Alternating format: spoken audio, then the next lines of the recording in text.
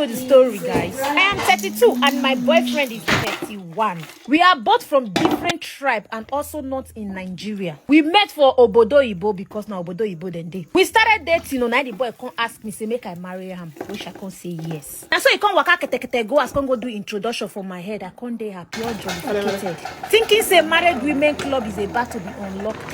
After the both family don't meet, everything done dey stable for that area. Now we can start to plan the big day, which is the wedding. We don't even start to buy something little because we don't go just fit do everything once. And I know say money no today like that this period. But my problem now be say anytime this boyfriend of mine just get quarrel, he go just go in threaten me. I want call my family say I know they do again. You too call your family say you know they do again. Not me want marry you. I know they do again. I not there for that year marriage plan with you again. Now so we go still fight and argue and later when we don't settle, I go come to and say you say you know they do the marriage again. Then you go come say na lie and I just say I be the verse. Why I no go marry you? Now so we go still start again. They jollificate. They enjoy our life. They go. So my problem go still come again. He go say call your family for us. Then they say I know they come marry you again. But they cancel that year marriage plan. Me too. I don't call my family. Now you know if they still plan marriage for your side. Me I know they for that marriage with you again. No. When we go still settle again. Are you serious? Say baby no verse. And I just say I know just stay happy that period. I was so hungry. Why I don't go marry you now? Anyway, ice